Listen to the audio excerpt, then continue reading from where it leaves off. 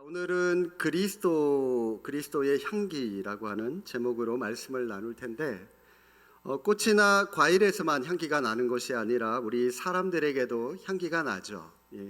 사람의 채취라고 해야 될까요? 네.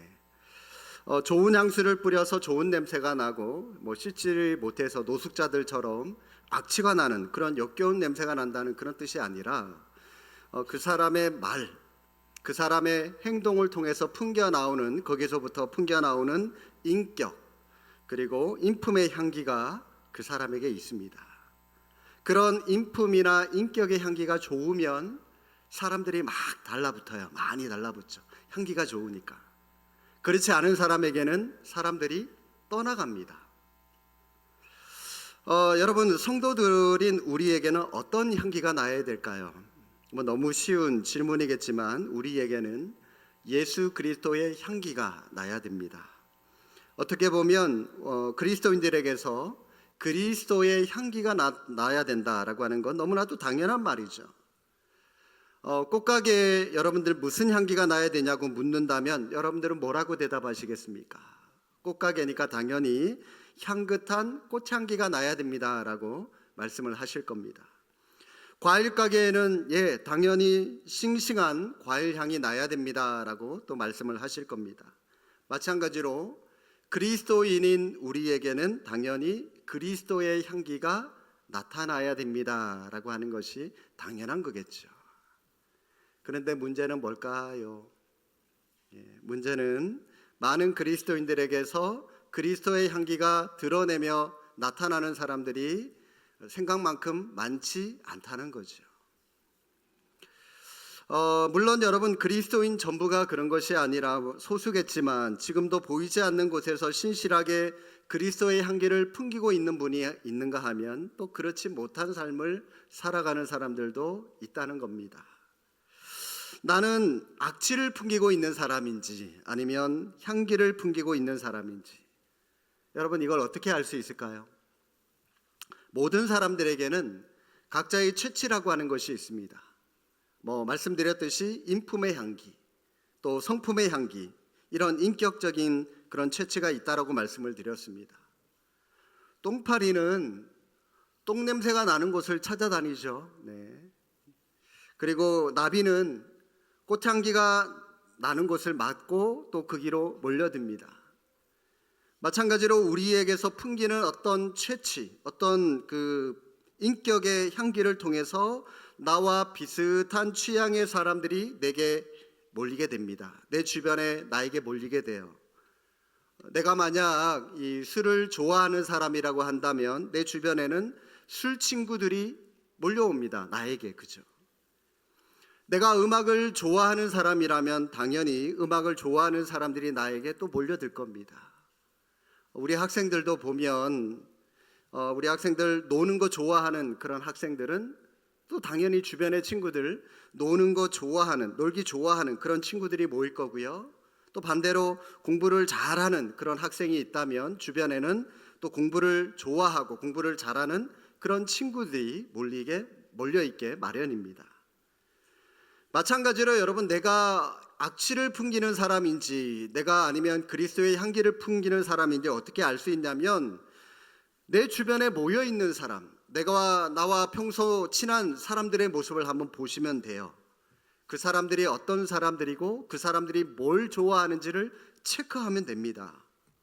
왜냐하면 그 사람들의 모습이 곧 나의 모습이기 때문입니다. 우리는 유유상종이라 그러죠. 나와 비슷한 성향, 나와 비슷한 취향을 가진 사람들끼리 모일 수밖에 없기 때문에 그 사람들을 보면 곧 그들의 모습이 내 모습이라는 거기 때문입니다. 그러면 여러분, 내 곁에 어떤 사람들이 있는지 한번 또 체크해 보시기 바랍니다.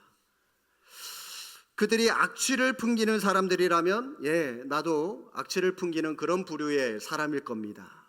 반대로 그리스도의 향기를 풍기고 있는 사람들이 내 주변에 많이 모여 있다면 당연히 여러분도 그리스도의 향기를 풍기는 사람이라고 할 수가 있습니다.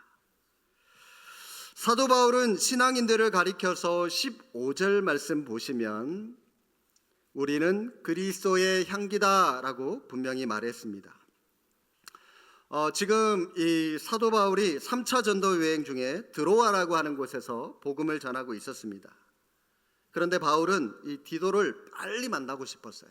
이 드로아가 어디냐면 이 터키에, 그러니까 이 그리스 쪽하고 터키하고 이 경계선에 있는 부분, 이 항구 쪽에 거의 붙어 있는 그런 쪽인데, 바울은 그곳에서 디도를 빨리 만나보고 싶었어요. 왜냐하면 이 고린도 교회 안에, 고린도전서를 여러분들이 살펴보신 분들은 알겠지만 고린도 교회 안에 많은 문제들이 있었습니다. 음행에 대한 문제, 세상 법정에 송사하는 문제, 이 교회에 일어나는 일을 가지고 세상 법정까지 가야 되냐 말아야 되냐, 그런 일들도 있었고요. 또 결혼의 문제. 바울은 차라리 이 성적인 것을 너가 혼자 이길 수 없다면 범죄하지 말고, 성적으로 죄를 짓지 말고 결혼하고, 그렇지 않고 결혼했다가 신앙적으로 네가 손해볼 것 같으면 차라리 나처럼 결혼하지 말고 독신으로 지내는 것도 좋다라고 말할 정도로 이 결혼에 대한 문제, 그리고 우상에게 바친 제물을 먹는 그런 문제, 우상에게 바친 그 제물을 먹을 것이냐 말 것이냐, 어떻게 해야 되나요? 우상에게 드렸기 때문에 뭐 어떤 사람들은 먹지 말아야 된다, 아니다, 어떤 사람은 하나님께서 다 우리에게 주신 음식이기 때문에 먹어도 된다, 뭐 그런 여러 가지 문제들이 있었는데 거기에 대해서 편지를 써서 보냈어요. 그게 바로 고린도전서입니다. 그래서 이 디도를 만나야 이 편지를 받아본 성도들의 반응에 대해서 들을 수가 있기 때문에 드로아에서 빨리 디도를 만나고 싶었어요.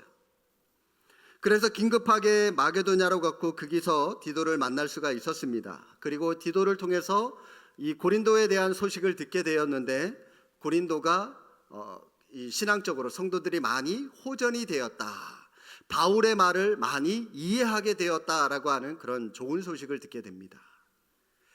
디도를 만난 바울은 또다시 디도를 통해서 고린도 교회에 보낼 편지를 쓰게 되는데, 그 편지가 바로 고린도 후서입니다. 두 번 편지를 써서 보냈죠. 지금 바울은 고린도 교회 교인들을 만날 수가 없었어요. 왜냐하면 거리도 멀고요, 바울은 마게도냐에서 여전히 할 일이 많이 있었기 때문입니다. 그러나 바울의 마음에는 어떤 한 가지 마음의 위로가 있었습니다. 바로 바울은 자신이 가는 곳마다 복음의 향기를 드러내게 할 것이다 라고 하는 그런 확신이 있었다라고 하는 겁니다. 14절 말씀 우리 함께 한번 읽어보시겠습니다. 항상 우리를 그리스도 안에서 이기게 하시고 우리로 말미암아 각 처에서 그리스도를 아는 냄새를 나타내시는 하나님께 감사하노라. 바울은 가는 곳곳마다 대적들을 너무나도 많이 만났습니다. 복음을 반갑게 받아들이는 그런 이방인들이 있는가 하면, 그런데 정작 자기 동족인 유대인들은 한결같이 바울을 핍박하고 복음을 거절하고 대적했거든요. 복음 전하는 것을 방해했습니다. 심지어 돌로 쳐 죽이려고까지 했었습니다. 그런데 그런 박해와 방해 속에서도 바울은 묵묵히 복음을 전했습니다. 그 결과 그리스도 안에서 항상 승리라고 하는 것을 이 바울은 목격하게 되었어요. 복음이 어김없이 이방인들에게 전달되더라는 것이죠. 그리고 가는 곳곳마다 바울은 그리스도를 아는 냄새를 그들에게 전했습니다. 바울은 그렇게 하나님의 복음을 증거하는 자신과 또 복음을 증거하는 더 많은 주변의 사람들을 가리켜서 그리스도의 향기다라고 그렇게 말씀을 했던 겁니다. 자, 여러분, 바울은 많고 많은 비유 중에 하필이면 우리 그리스도인들을 왜 향기라고 비유를 하고 있을까요? 향기에는 크게 두 가지의 모습이 있는 것 같아요. 향기의 특징을 보면 먼저 이 향기는 우리 눈에 보이지 않습니다. 자신을 드러내지 않는다라고 하는 그런 특징이 있죠. 향기는 자신을 주장하지도 않고 소리도 없습니다. 자기를 자랑하지도 않고 뽐내지도 않습니다. 향기는 그냥 잔잔하게 조용하게 자신이 머물러 있는 곳에 아름다운 향기를 요요히 뿌려냅니다. 그게 향기죠. 우리가 그리스도의 향기로서 예수님을 드러내기 위해서는 이처럼 우리 자신을 감추어야 됩니다. 여러분, 우리가 우리 자신을 드러내면 그리스도의 향기가 풍겨나는 것이 아니라 오히려 나라고 하는 인간적인 악취만 풍겨나게 되기 때문입니다. 나는 십자가 뒤에 가리고 감추고 오직 예수 그리스도만 드러나야 그게 진짜 그리스도의 향기로 살아갈 수가 있는 것입니다. 사도 바울이 이런 고백을 했습니다. 고린도후서 4장 10절 말씀, 여러분 한 장만 뒤로 보시면 고린도후서 4장 10절에 보시면 바울이 이렇게 고백합니다. 우리가 항상 예수의 죽음을 몸에 짊어짐은 예수의 생명이 또한 우리 몸에 나타나게 하려 함이라. 바울은 자신의 삶 속에서 예수 그리스도의 생명이 드러나기를 소망했습니다. 그래서 자신이 그리스도의 향기로 살아간다라고 담대하게 말할 수 있었던 겁니다. 그러면 우리는 어떻게 그리스도의 향기로 그리스도를 드러내면서 그리스도를 아는 냄새를 풍길 수가 있을까요? 금방 말씀드렸듯이 여러분, 우리의 자아가 깨어질 때 가능합니다. 우리의 인간적인 이 껍데기들이 벗겨질 때 그리스도의 향기가 우리를 통해서 나타날 수가 있는 것입니다. 마가복음 14장에 보시면 예수님께서 십자가에 돌아가시기 전에 베다니아에 있는 이 나병 환자의 집에 들어가셔서 식사를 하고 계시는 장면이 나옵니다. 그때 한 여인이 예수님께 나와서 아주 값진 향유, 옥합, 그 나드 한 근을, 그 옥합을 깨뜨리고 예수님 발에 부어버리죠. 그러자 그 요한복음 12장 3절에 보니까요, 향유 냄새가 집에 가득했다라고 하는 그런 표현으로 그 당시에 그 모습을 표현을 하고 있는데, 향유를 담은 그 옥합이 깨어지지 않았다면 그 향유 냄새가 온 집에 가득할 수가 없었을 겁니다. 옥합이 깨졌을 때 향기가 집안에 가득 풍겨나게 되었습니다. 마찬가지로 여러분, 우리도 우리의 이 욕심으로 가득한 우리의 자아가 깨어질 때, 우리의 자존심이라고 하는 자아가 깨어질 때 우리 안에 있는 진정한 예수 그리스도가 향기로서 우리 주변을 환하게 비춰줄 수 있고 향기로 나타날 수가 있다는 것입니다. 여러분, 우리의 자아, 우리의 욕심, 우리의 자존심, 이걸 깨뜨리는 것이 첫 번째 우리가 참된 그리스도의 향기로 살아가는 모습이다라고 할 수가 있고요. 향기의 또 다른 특징은 향기는 치유하고 변화시키는 능력이 있습니다. 요즘 아로마 테라피라고 하는 디퓨저 이런 것들이 많이 선물로 많이 주고 하곤 하는데, 바로 이 향기 치료라고 하는 것이 있습니다. 아로마 테라피. 향기가 나는 어떤 라벤더라든지 자스민, 장미 그런 식물에서 나오는 꽃이나 열매에 추출한 에센셜 오일 같은 것들을, 그 향을 이용을 해서 몸과 마음을 치유하는 그런 자연요법이라고 해야 되나요? 아니면 대체의학이라고 해야 되나요? 그런 것들이 요즘 많이 부상을 하고 있습니다. 이처럼 좋은 향기를 우리가 피워놓게 되면, 향기를 가지고 있게 되면 비염이라든지 아토피라든지 탈모 같은 그런 외형적인 질병을 치료하는 데 효과가 있다고 하고요. 뿐만 아니라 우울증이라든지 조울증 같은 그런 신경 증상 같은 경우도 좋은 치료법이 된다고 합니다. 그리고 우리 여성들에게는 이 피부 미용에도 효과가 있다고 하는데, 그래서 요즘 이 향기를 파는 그런 사업이 굉장히 많이 뜨고 있습니다. 15절 16절 말씀 보시기 바랍니다. 자, 그리스도인들인 우리를 뭐라고 얘기를 하냐면, 우리는 구원받은 자들에게나 망하는 자들에게나 하나님 앞에서 그리스도의 향기니, 16절 다 같이 읽겠습니다. 이 사람에게는 사망으로부터 사망에 이르는 냄새요, 저 사람에게는 생명으로부터 생명에 이르는 냄새라. 누가 이 일을 감당하리요? 우리가 풍겨내는 그리스도의 향기는 세상을 이처럼 변화시키는 능력이 있다는 거예요. 구원받은 사람들에게나 망하는 사람들에게나 똑같은 우리는 그들에게 그리스도의 향기이기 때문에 그럼에도 불구하고 어떤 사람은 사망으로 이르는 냄새를 풍기는 사람도 있고 어떤 사람은 생명에 이르게 하는 냄새를 풍기는 사람이 있는데 너희들은 둘 중에 어디에 속하냐 지금 그런 질문을 하고 있는 겁니다. 여러분 우리의 이 향기가 사람의 생명을 변화시킬 수 있습니다. 사람의 생명을 살릴 수 있습니다. 우리의 삶, 우리의 인격이 풍겨나는 그리스도의 향기를 통해서 생명을 살리는 힘이 우리에게 있다라고 말씀을 하고 있습니다. 세상을 변화시키는 놀라운 능력이 있다라고 하는 것이죠.